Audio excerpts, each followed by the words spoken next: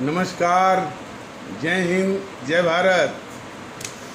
भारतीय अवाम ताकत दल अपने भारतीय भाई बहनों अर्थात अपने देश भारत की जनता अर्थात अपनी भारतीय अवाम से भारतीयता आधारित आपसी श्रद्धा, भारतीयता आधारित आपसी स्नेह, भारतीयता आधारित आपसी प्रेम, भारतीयता आधारित आपसी अखलाक मोहब्बत,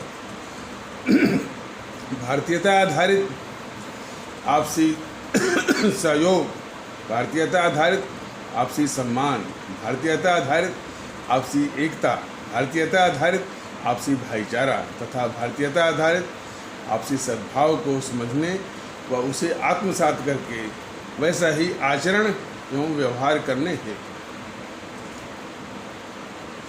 और इसके पूरे देश में प्रचार प्रसार करने हेतु और प्रत्येक देशवासी को इसकी अहमियत और महत्व को समझाकर उसे अपनाते हुए वैसा ही आचरण एवं व्यवहार करने हेतु और प्रत्येक देशवासी को अपना ही भारतीय भाई बहन मानकर समझकर अपनाकर उनके साथ वैसा ही और उसी अनुसार आचरण एवं व्यवहार करने हेतु सतत सदैव और हमेशा अदब के साथ आदर के साथ अर्ज करता है, विनती करता है। अब हम सभी लोग उस जीएनपीसी के ही विषय में देखिए, जीएनपीसी के विषय में जब भी इस तरह की बातें आएंगी भारतीय अवाम ताकत दल जरूर बताने की कोशिश करेगा कि इसका डीएनए, इसकी फितरत, इसका चरित्र, इसका चाल चरित्र चेहरा बिल्कुल एक शातिर अपराधियों का है और ये हमारे मुल्क भारत की सबसे खतरनाक शत्रु है अन्य राजनीतिक दल के भेष में और बहुत सर्वाधिक ऐतिहासिक गद्दार भी है और इसका समूल नाश ही के बाद ही जो है भारत को और हमारे भारत आदरणीय भारतीय अवाम को सुकून, शांति, सुख शांति मुमकिन है, संभव है और उसके साथ ये वाम दलों को भी और इनको मजबूत करने वाले, इनको समर्थन देने वाले तमाम और कई समूह हैं और कई तंजीमें हैं छोटी छोटी, जैसे समूह के नाम पर ये बार बार बताया गया है जय असदुद्दीन गिरोह है, ये पीएफआई है, सिम्मी है और कन्हैया कुमार गिरोह भी है और ये लुटियन और खान मार्केट गिरोह मीडिया के रूप में चाहे जिस रूप में भी, वो एक बहुत ही खतरनाक गिरोह है वो लुटियन। और मीडिया, ये मीडिया समूह जो है, मीडिया में भी इलेक्ट्रॉनिक मीडिया और समाचार पत्र। तो इलेक्ट्रॉनिक मीडिया में यदि दो तीन को छोड़ दीजिए, मान लीजिए जी न्यूज़ है, रिपब्लिक भारतवर्ष है, इंडिया टीवी है, ये ऐसा है कि ये अपने को निष्पक्ष या देशभक्त और यहाँ एक और TV9 भारतवर्ष भी, 4, तो ये अपने को निष्पक्ष और देशभक्त दिखाने का दम भरते हैं, दिखाने की कोशिश करते हैं। इनकी सबसे बड़ी कमी जो है राष्ट्रीय परिप्रेक्ष्य में यह है कि जैसा कि भारतीय अवाम ताकत दल ने बताया है कि जब तक आप मुल्क के गद्दारों को बेनकाब नहीं करेंगे तब तक जो है हमारे अमर शहीदों का जज्बा जो है लोगों में आएगा नहीं। अमर शहीदों का जज्बा आना, जज्बा माने देशभक्ति का, मुल्क परस्ती का और अवाम परस्ती, ये 4 चीज़ें हैं। देशभक्ति, राष्ट्रभक्ति और मुल्क परस्ती और अवाम परस्ती, ये 4 चीज, 4 का गुण जो है प्रत्येक देशवासी में, प्रत्येक भारतीय भाई बहन के दिली दिमाग में होनी चाहिए, बहुत अनिवार्य है।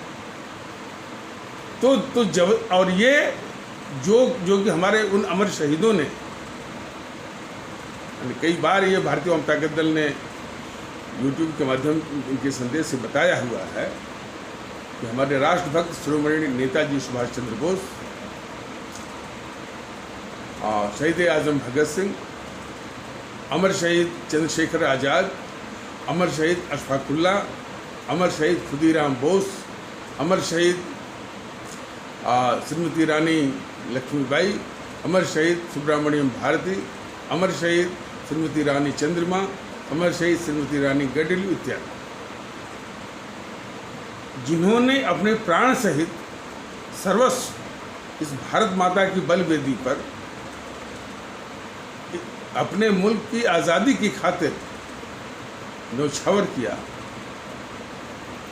और उन्होंने हम सभी के लिए वो मुल्क परस्ती का, देशभक्ति का जज्बा जगाने की कोशिश की अपने प्राण देकर, यानी मौत को हंसते हंसते गले लगाया, फांसी के फंदे को हंसते हंसते चूमा। और यह भी जैसा कि कई बार बताया गया है, इन्हीं की बदौलत हमारे मुल्क को आज़ादी मिली है।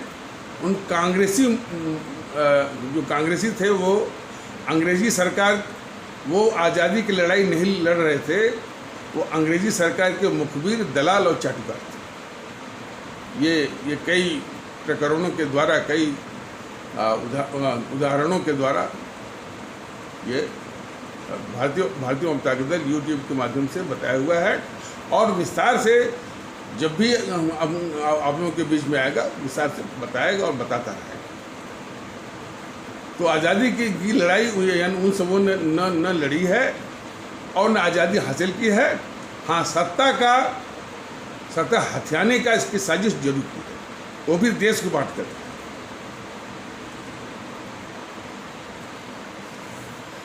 तो सिर्फ सत्ता पर जब वो अंग्रेज जाने को थे 1945 से 47 तक, वो गद्दार मोहनदास करमचंद गांधी और गद्दार नेहरू ने ये भांप लिया था, सूंघ लिया था कि अब अंग्रेज जाने वाले हैं।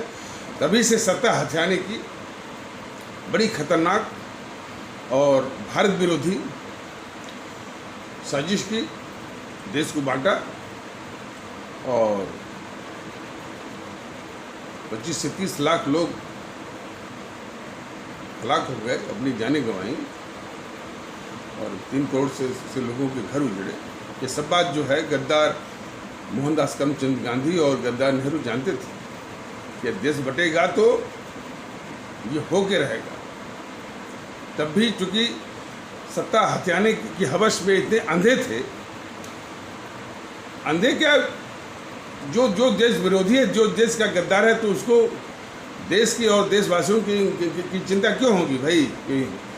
तो जाहिर सी बात है, उसको तो सिर्फ सत्ता हथियाना है। तो ये बात ही करना कि उसको चिंता होगी, जिसको सिर्फ सत्ता हथियाना है और बाकी जो है वो देश और लोगों की बात तो बस दिखावा है, मुखौटे और जबान से बस बोलना है।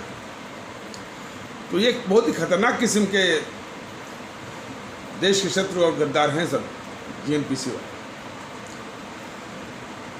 तो बात वही कही जा रही थी कि इनके जज्बे को जो इन अमर शहीदों के विषय में अभी नाम लिया गया और लिया जाता रहा है और लिया जाता रहेगा, ये जज्बा प्रत्येक देशवासी, प्रत्येक हमारे आदरणीय भारतीय भाई बहनों के दिली दिमाग में होना अनिवार्य है। यानी भारत राष्ट्र को यदि अस्थायित्व प्रदान करना है, तो भारत राष्ट्र को शाश्वत रूप देना है, तो देखिए बराबर भारतीय जनता दल भारत राष्ट्र की बात करता है। एक संगठन है जो कि भारत राष्ट्र को कमजोर करने के लिए उसने क्या क्या नहीं किया, उसका नेहरू जो है माने भाषाओं के आधार पर प्रांत बनाया। ऐसा किसी देश में नहीं हुआ। अमेरिका भी आज़ाद हुआ था तो वहाँ पर माने हॉरिजॉन्टल लाइन और वर्टिकल लाइन यानी क्षैतिज रेखाएं और ऊर्ध्वाधर रेखाएं में जो बढ़ गया 50-51 वहाँ प्रांत बन गए। वहाँ भी जब अंग्रेज छोड़ रहे थे तो वहाँ भी बांटने की कोशिश कर रहे थे, लेकिन जॉर्ज वाशिंगटन पक्का वो राजभक्त था, वो बोला कि पहले आप भागिए। अंग्रेज तो दोनों थे, मतलब कि एक तो अमेरिकन अंग्रेज, एक इंग्लैंड के अंग्रेज। तो इंग्लैंड के अंग्रेज जो है अमेरिकन अंग्रेज पर वो उनका उपनिवेश चल रहा था। तो जब उनको हटने की बात थी तो जॉर्ज वाशिंगटन ने यही कहा कि अब पहले आप जाइए और हमको अपनी व्यवस्था देखनी।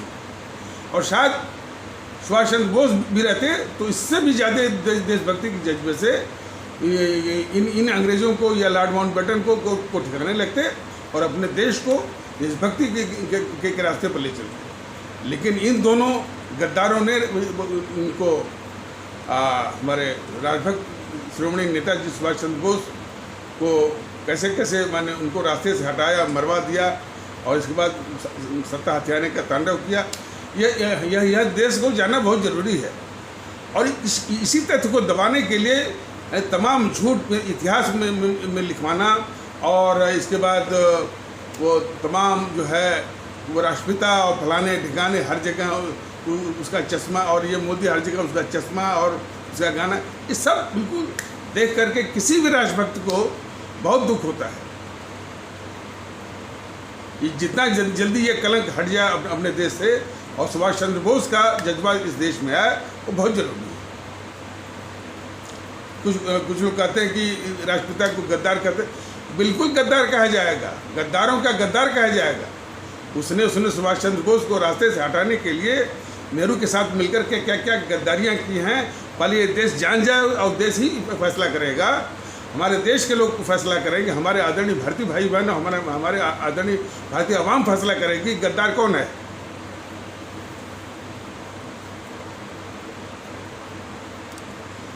तो जेएनपीसी का एक कोई अच्छा, और इसी दृष्टिकोण से हमारे भारतीय भाई बहन इन दलों को देखें और इसी दृष्टिकोण से इन चैनल वालों को बड़े ध्यान से देखें कि ये जेएनपीसी को किस दृष्टिकोण से देखते हैं। ये दिन रात आपके दिमाग को उस तथ्य से हटाने की कोशिश करते हैं कि जेएनपीसी इस देश की गद्दार नहीं है। बस वो जिसे प्रकरण चल रहा है, सचिन पायलट इधर हो गए उधर हो गए, ग्रुप बना रहे हैं, कि बीजेपी में जा रहे हैं आ रहे हैं। अरे भाई इससे क्या मतलब, सचिन पायलट हो, ज्योतिरादित्य सिंधिया हो, कोई भी हो, यह उस पार्टी से संबंध रखते हैं जो पार्टी जो दल इस देश के लिए बहुत खतरनाक है। बात यहीं पर समाप्त हो गई। वो सचिन पायलट इधर रहे चाहे उधर रहे, यानी फर्क वो पड़ता क्या है। जेएनपीसी इस देश के लिए सबसे बड़ा अभिशाप है। चाहे ज्योतिरादित्य सिंधिया चाहे यहाँ रहें चाहे वहाँ रहें, खतरनाक है इस देश के लिए। दिग्विजय भी खतरनाक है। तो सबका नाम लेने की आवश्यकता थोड़ी है। और इसी से पूरा दिमाग ये अब मैंने भारतीय जनमानस की मानसिकता को वो ये ग्रिप करना चाहते हैं, ताकि वो तथ्य, ताकि लोग जो है जेएनपीसी को गद्दार न माने। दिन रात ब्रेकिंग न्यूज़ में सचिन पायलट का ये हुआ वो हुआ, और जो है वो फिर वो ज्योतिरादित्य सिंधिया के विषय में, शिवराज के विषय में, इसकी कोई ज़रूरत नहीं है। यदि ये गद्दार है, देश के लिए अभिशाप है जेएनपीसी, ये भारत की पावन धरती से इसका नाश कैसे हो, बस इसी पर चर्चा होनी चाहिए, इसी पर जो है विचार मंथन होना चाहिए। लेकिन वो मानसिकता इन समूह की नहीं है, चैनल वालों की। यह भी इस देश के गद्दार हैं, बहुत ही खतरनाक दुश्मन है सब। तो बताया जा रहा था कि ये जो चैनल वाले हैं, जिससे 3-4 हैं, जी न्यूज़ और इंडिया टीवी, रिपब्लिक भारत और यूनाइटेड भारतवर्ष, ये निष्पक्ष और देशभक्त होने का एक दम्भ तो भरते हैं, दिखावा तो करते हैं, लेकिन जेएनपीसी के गद्दारों का नाम लेने में इनकी घिघी बंद हो जाती है। तो अपरोक्ष रूप से इनडायरेक्टली जो है यह भी देश के गद्दार ही हैं। बाकी तो छाती तान करके जैसे एनडीटीवी वाला, आज तक वाला, न्यूज़ 24 वाला, ABP news, India news, news nation, और एक जो है सुदर्शन वाला है, उसका तो कहना ही क्या, बस वो हिंदू हिंदू हिंदू। अरे इस देश में चैनल चलाकर क्यों तुम जो है वो हिंदुत्व वो चलाएगा, तो दूसरा जो इस्लाम बोलेगा। ये बराबर ये भारतीय जनता दल ने इस बात की सावधानी बताई है कि हमारे सामाजिक जीवन में, हमारे राष्ट्रीय जीवन में, हमारे हमारा जो आपसी डिस्कोर्स है, इसमें किसी पंथ की जरा भी भूमिका नहीं होनी चाहिए। ये जीवन हमारा शुद्धता भारतीय और राष्ट्रीय है। किसी पंथ की थोड़ी सी दुर्गंध भी नहीं होनी चाहिए। हम नागरिक हैं इस देश के लिए और इस देश की व्यवस्था में, और ये भारत राष्ट्र है। अब देखिए भारतीय जनता दल क्या सिखा रहा है, लेकिन इसके बाद भी हर घटना में हिंदू मुस्लिम, इसलिए कहा जा रहा है कि ये चैनल वाले भी इस समाज के बहुत खतरनाक शत्रु हैं। अब इनका इलाज क्या है, या तो इनकी जो है वो व्यूअरशिप कम की जाए, टीआरपी जो है इनकी रोक दी जाए, तब इनको अकल वो ठिकाने होगी। जो दिन रात हिंदू मुस्लिम वो किए रहते हैं। उदाहरण के लिए लीजिए, पालघर की घटना ले लीजिए। अरे पालघर में कोई भी समस्या है, एक कानून व्यवस्था की समस्या है। जो पीड़ित है वो एक भारतीय नागरिक है। राहत वो पहुंचाना है, एक भारतीय व्यवस्था है, लेकिन उसमें हिंदू मुस्लिम ऐसे लोग इस देश के लिए अभिशाप हैं। और एन प्रकार घुमा करके या तो जीएनपीसी के एजेंट हैं, या तो जीएनपीसी की जो पाल रहा है बीजेपी और मोदी जी, उसके एजेंट हैं। भारतीय जनता दल बराबर इस बात को समझा रहा है अपने आदरणीय भारतीय भाई बहनों को।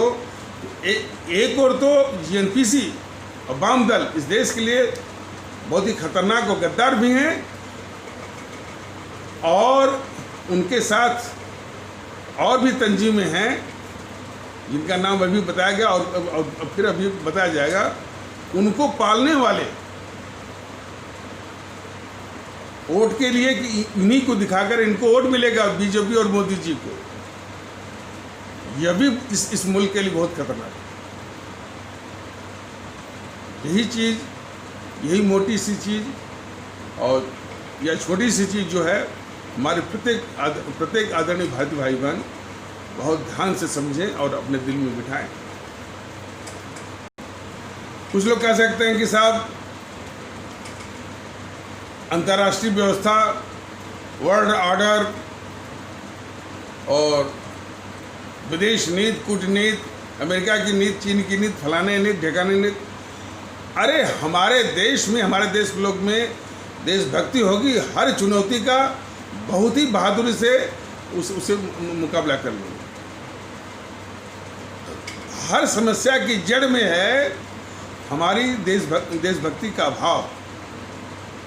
देशभक्ति के विषय में बस यही है कि जो भी देशभक्ति निभानी है बस सेना को निभानी है, जो जान देने के लिए तैयार है वो सीमाओं पर। बाकी और किसी को करने की जरूरत नहीं है। ये तो इस अवधारणा का लोचा है। जबकि राष्ट्रभक्ति, देशभक्ति और मुल्क परस्ती, अवाम परस्ती हर एक भारतीय भाई बहन के दिलो दिमाग पर होनी चाहिए।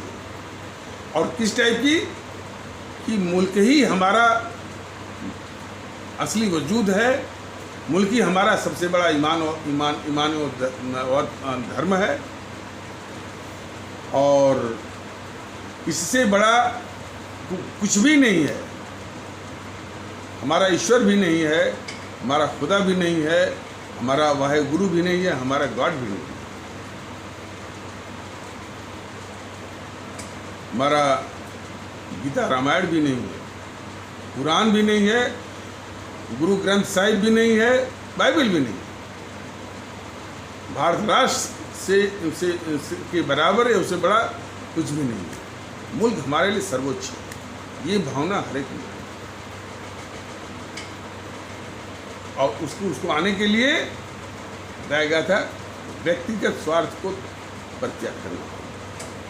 ये बात बार बार बताई जाएगी। व्यक्तिगत स्वार्थ का स्वरूप ये है कि ये विचार मन में कि कोई भी नई व्यवस्था, नई स्कीम, नई खोज या आती है तो उसका लाभ सिर्फ हमको मिले और किसी और को न मिले, ये विचार, या उसका लाभ पहले हमको मिल जाए और इसके बाद उसका जो जूठन हो बचे बचे तो दूसरों को मिले।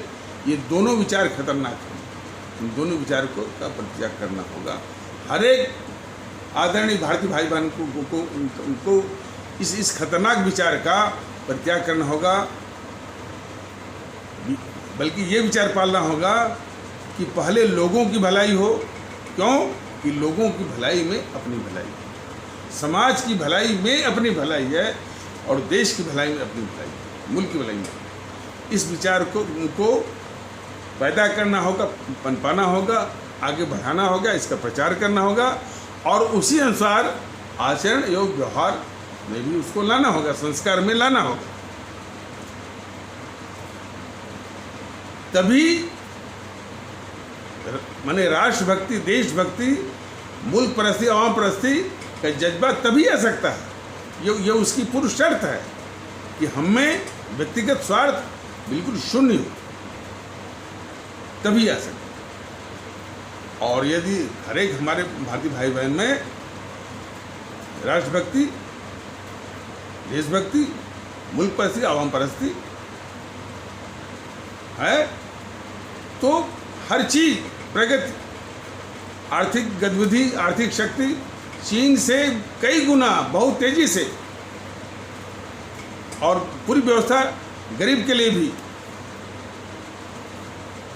और एक जो साधन विहीन है वो भी महसूस करेगा कि नहीं भाई हमारे पास साधन नहीं है तो कोई बात नहीं है, व्यवस्था मेरे लिए है। लेकिन देखिए आज क्या है कि जितने भी साधन विहीन हैं बेचारे मजदूर होकर हैं, जब भी कोई आफत आती है, देखिए ना कोरोना आया, मजदूर कैसे कैसे सब तो बेचारे जो है हजारों किलोमीटर तक पैदल जा रहे हैं, रास्ते में मर जा रहे हैं।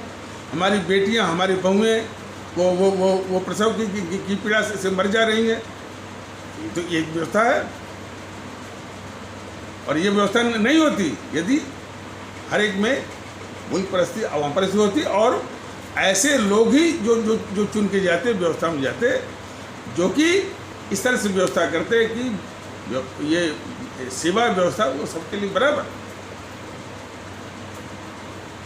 ये तो कहा जा रहा है।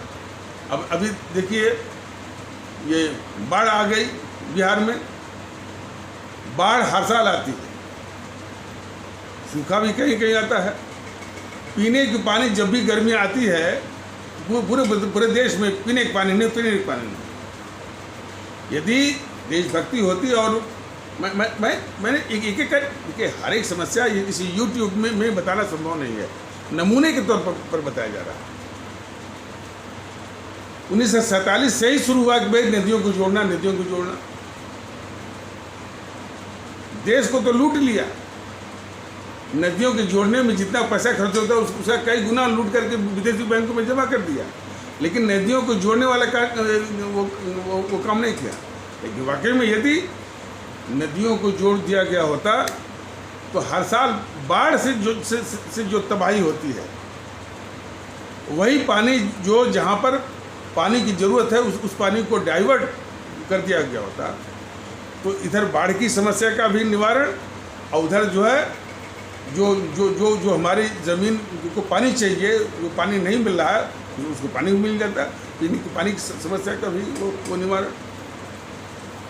कावेरी वाटर डिस्प्यूट, तो कावेरी का झगड़ा कर्नाटक तमिलनाडु में देखिए ना, वो भारत पाकिस्तान से भी भयंकर दिखता है। किसी ने देखा नहीं होगा, मैंने तो देखा था। व्यक्ति व्यक्ति में तमिल कन्नड़ और तमिल कन्नड़, और वही देखिए, यदि इस दृष्टिकोण से उस समस्या को देखा गया होता है कि भाई कावेरी जो जल संसाधन है वो भारत का है, और वो कोई कन्नड़ नहीं है, तमिल नहीं है, वो अपने भारतीय भाई बहन है। तो इस दृष्टिकोण से कि भाई ये सभी हमारे भारतीय भाई बहन हैं, और जो संसाधन भी भारत का है, कैसे इसका व्यवस्था की जाए, बंटवारा की जाए, उसी दृष्टिकोण से करना चाहिए। कुछ शरारती तत्व हैं तो उनको कुचलिए, लेकिन नहीं। वही संकीर्णता कि माने भारतीय ममता के तो भारतीयता की बात करता है, तो जिस प्रकार यहाँ कि हम ठाकुर ब्राह्मण, हिंदू मुस्लिम, तो वहाँ भी है तमिल कन्नड़। ये इसी दृष्टिकोण से जो व्यवहार हो रहा है, इसी के आधार पर जो पॉलिटिकल पार्टी बनी हुई है, उनको वोट मिल रहा है, तो सारी समस्या की जड़ यही है। इसीलिए भारतीय जनता का दल कहता है कि माहौल भारतीयता का होना चाहिए। कोई भी तमिल और कन्नड़ नहीं है, मलयाली नहीं है, बंगाली नहीं है, वो भारतीय है।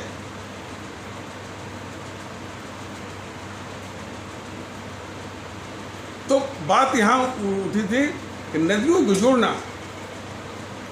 जोड़ने से बाढ़ की भी समस्या, बाढ़ से इतनी तबाही होती है, हमारे गरीब लोगों को देखिए ना, सबसे अधिक मार पड़ती है, बेकार हो जाते हैं, अरबों की फसलों का क्या नुकसान होता है, लोगों की मृत्यु हो जाती है।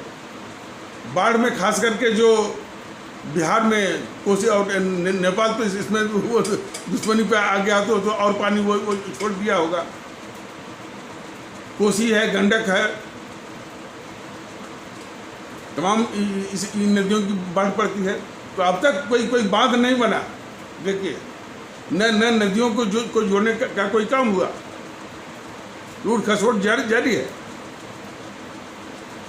तो नदियों को जोड़ने से फायदा ये होता कि जो बाढ़ का पानी है उसको घुमा करके डाइवर्ट करके उन क्षेत्रों में दिया जाता है जहाँ पानी की ज़रूरत है, जहाँ पानी अब तक नहीं मिल पा रहा है। तो बाढ़ की समस्या का निवारण हो गया। बाढ़ से जो क्षति है, खास करके हमारे गरीब भारतीय भाई बहन उसे प्रभावित होते हैं, उससे भी बच जाते, फसलों का नुकसान बच जाता, बाढ़ से जो तबाही होती वो बच जाती। और इधर भी जो है, जो पानी के अभाव में जो खेती नहीं हो पाती है, पीने के पानी की समस्या, उसका भी निवारण तो अब तक नहीं हुआ। भारतीय जनता दल कहता है जब भी इसको मौका मिलेगा वो सबसे पहले करेगा, टाइम समय वो भले कुछ लग जाए।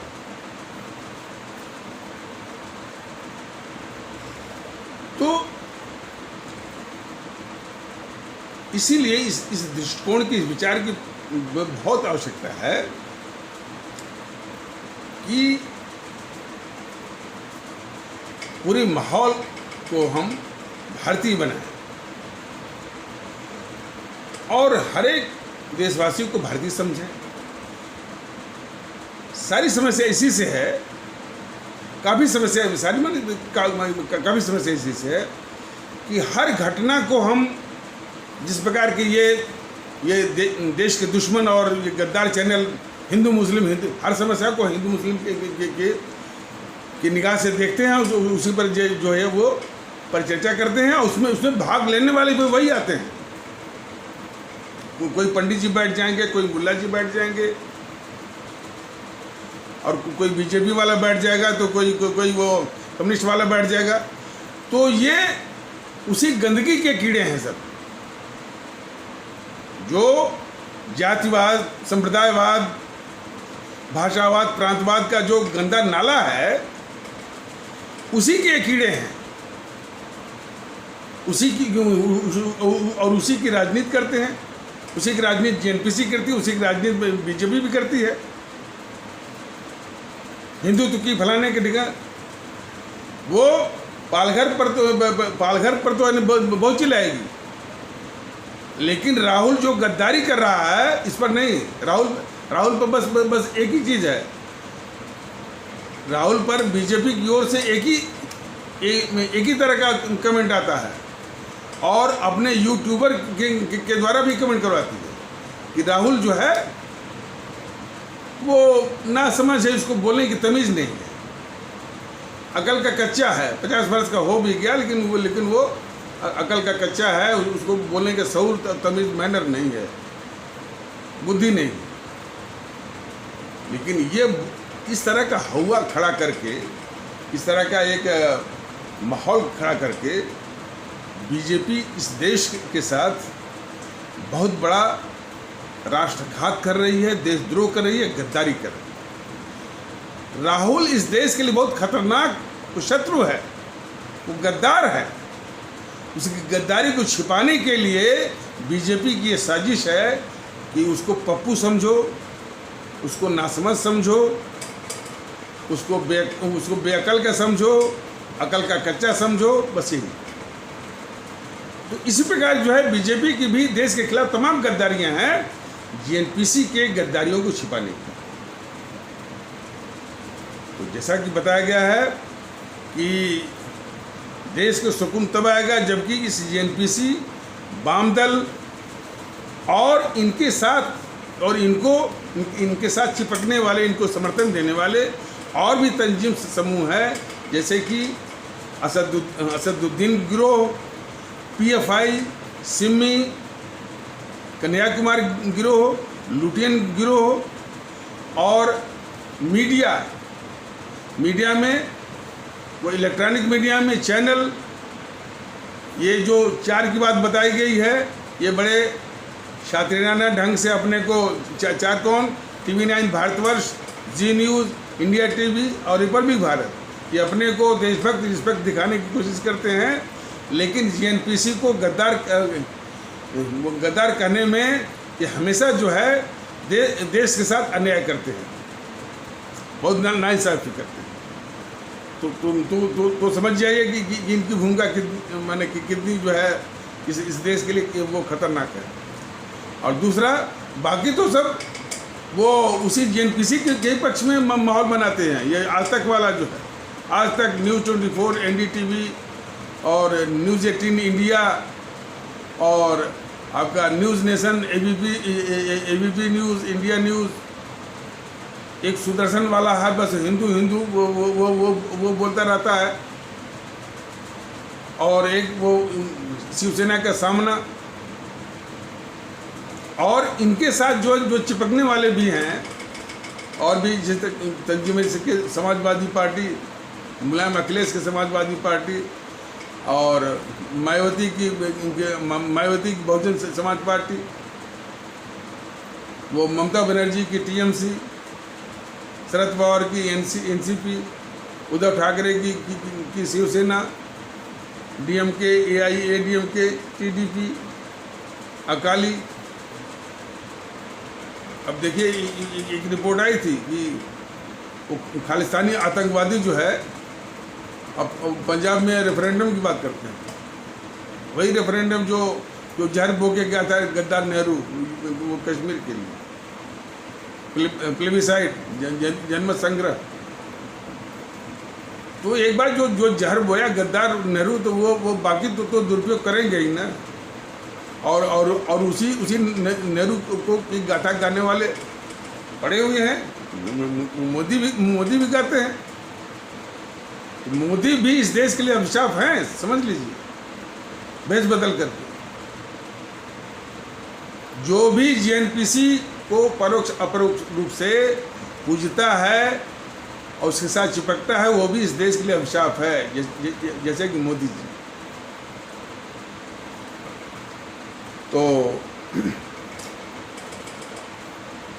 तो ये चैनल वाले हो गए, मैंने इलेक्ट्रॉनिक मीडिया, प्रिंट मीडिया में चले आइए। एक दी हिंदू, उसका नाम ही है दी हिंदू, अंग्रेजी में है,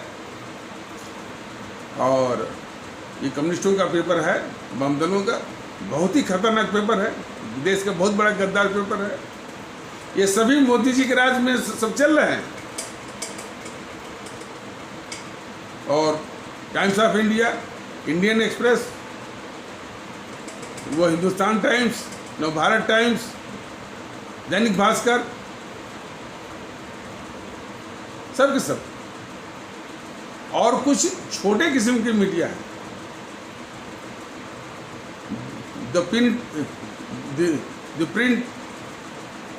print Hindi, Karwaan, the wire हैं, तो ये यानी इनका स्तर छोटा है लेकिन हैं बड़े खतरनाक। ये यानी भारत विरोधी अंतर्राष्ट्रीय साम्राज्यवादी ताकतों की मीडिया के साथ मिलकर के भारत विरोधी गतिविधियों में लगे रहते हैं। झूठी झूठी कहानियाँ बनाएंगे और जो है भारत की प्रगति रोकने के लिए आंदोलन के वो खड़े करेंगे, भारत को अंदर से कमज़ोर करेंगे। तो ये सारी जो शक्तियाँ जो हैं, मोदी जी जानते हुए भी इन देश विरोधी ताकतों को पाल रहे हैं, इन खतरनाक सांपों को दूध पिला रहे हैं। इसलिए मोदी जी भी इस देश के लिए भारत विरोधी हैं